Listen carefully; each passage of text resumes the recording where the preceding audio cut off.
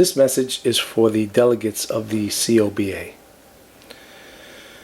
Election time is rapidly approaching, and according to our Constitution and bylaws, the delegates have a certain obligation. When it comes to elections, not just anybody can run for the COBA executive board positions. Currently, according to my calculations, there are 7 positions on the board that are not elected at this time. Every position is up for grabs, but 7 of them are not elected, so you don't really have an incumbent holding the spot down. In order to run for any of the positions, you're going to require a few things. Like I said, nobody can just run like before. Any correction officer interested in changing the executive board or making any change would be able to come together with a slate, challenge the incumbent board, and they would either win or they wouldn't win. Now that's all changed. You have to be a delegate in order to run for a position on the executive board. On top of that, you also require signatures from the remaining delegate body. I say that to say a couple of things. I was a delegate for 4 terms in ESU. I was elected 4 times to my position before becoming an executive board member, etc., etc. I helped out a lot of the delegates, and I was good at what I did. And I'm sure a lot of the delegates that are out there remember me. I certainly gave them assistance when it was needed. I say that to say that the signatures required by the delegate body. First of all, I think that that was a mistake in the bylaws. I think what should have happened was that the signatures should have come from the general membership. Since the general membership are the ones that are electing the interested parties to the positions on the executive board, the signatures should come from them. So any general member should be able to provide signatures on a petition for an interested party to run for a board position. Certainly a qualified interested party. So the party has to be a delegate or has to have been a delegate prior to the election, and have a petition with signatures to bear so that you can be put on the ballot to be voted for. So the way it currently reads, the delegates have to provide these signatures and not the membership, like I stated earlier. Delegates have an obligation.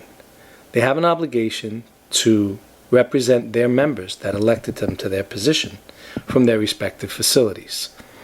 I was a delegate, like I said, for quite some time, and I worked with other delegates that have been around for quite some time as well. Our loyalties are to our members that voted us in that position. For example, if you're from AMKC, your loyalty should be to your members at AMKC, and anything that affects your members at AMKC should be your priority. My membership was ESU. Anything that affected ESU was my priority, and that was something that I had to stick up for them for and go to battle for, and go in and do labor management meetings and disciplinary hearings and file complaints and grievances and whatnot. So each facility that you represent is different. AMKC has different problems than RNDC, has different problems than OBCC, has different problems than ESU and SSD and whatever other specialized areas, the range, etc. Everybody has their own specific issues and problems. And those delegates that were elected were supposed to deal with those specific problems from each facility. I say that to say that your loyalty as a delegate is to your membership. And for some reason, This has changed over the years. There seems to be a loyalty more to the executive board than to their membership. But your members are the ones that elected you in your position. For example, ESU. If I had issues within ESU, special assignment pay, specialized training, vehicles, equipment, things necessary to do our job, I would file the necessary paperwork, I would file the necessary grievances, and I would alert the board member to that facility. If the board member wasn't interested or didn't come down and address my issues, then I had a problem with that. Because now I am a liaison to the board from the officers that elected me to my position. I am now having an issue for these officers, and the union is not helping me. This is just an example, of course. I'll give another example. If you're from a major facility and your officers are being splashed, being slashed, being assaulted, astronomical overtime, policies and procedures that are affecting these staff members, that's just unfair. Problems in the facility with regards to broken doors, gates that don't operate properly. Whatever your issues are, if those issues are not being addressed by the union, then you, by virtue of your position as a delegate, should have an issue with the union and step to them, speak to them, and get them involved. That's your position as a delegate. So, a delegate's responsibility is to their members that elected them to their position. If you have an issue within your facility and the COBA executive board is not dealing with that, then you should be the first one coming to a union meeting and hooting and hollering about it. I'm going to go a little further. As delegates, you're bound now, pursuant to the bylaws, to provide signatures for qualified individuals that intend to run for the executive board position. The membership as a whole are the ones that are going to elect these people into their spots or not elect them. Those signatures that you're mandated to provide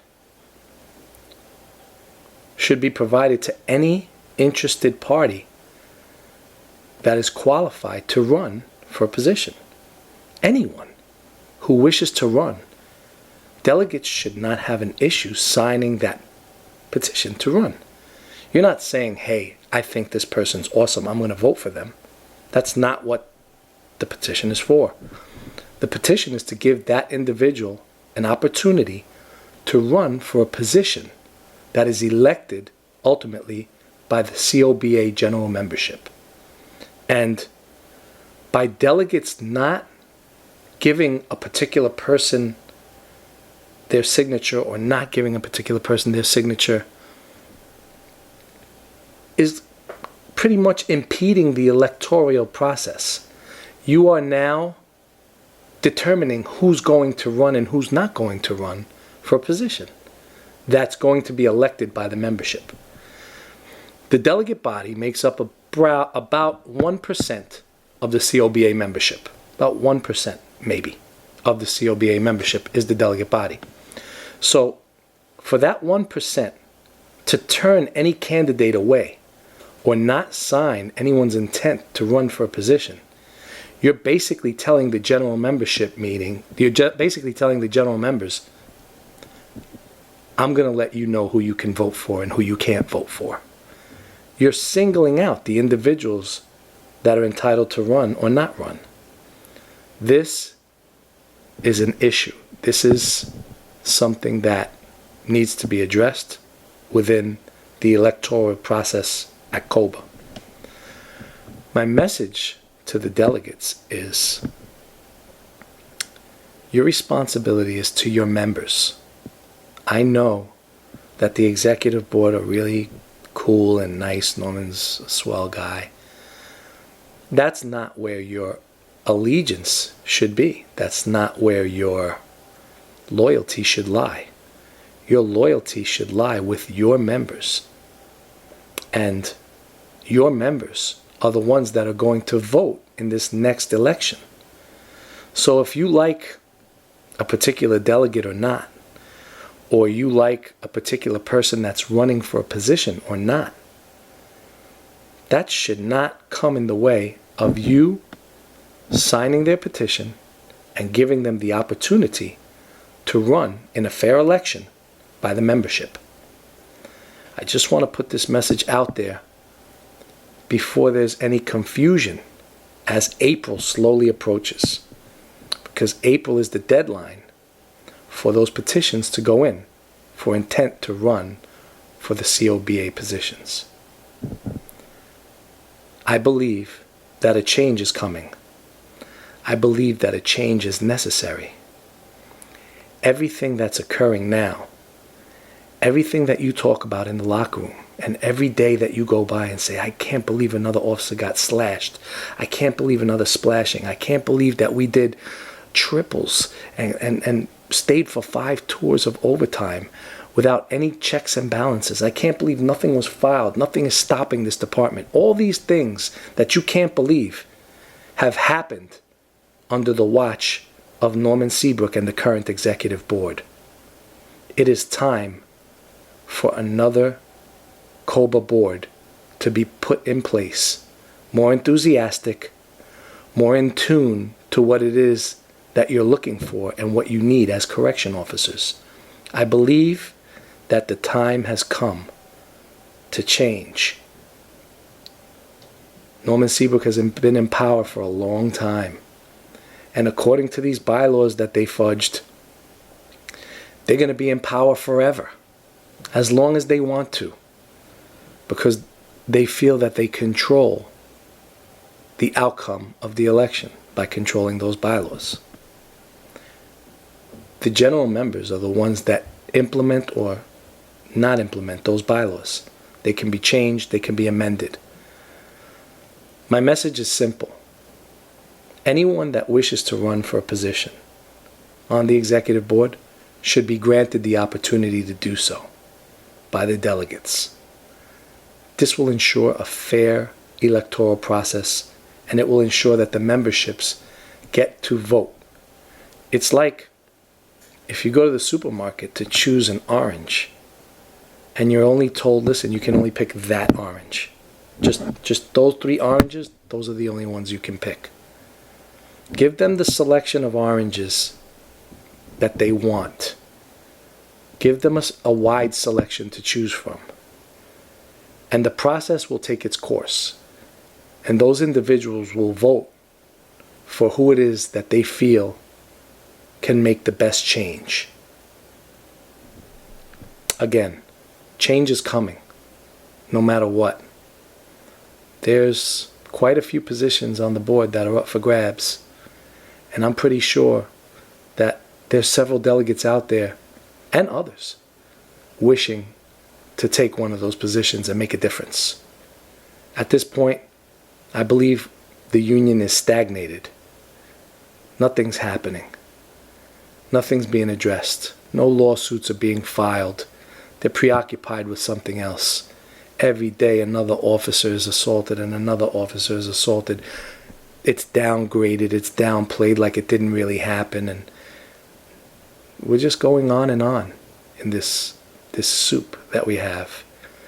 And all of it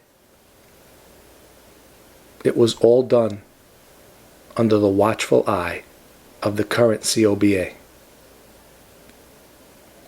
I don't like the way things are going, and I don't like the way they're handling it. I think a change is necessary. Support that change. Support a fair election. That's my message to you.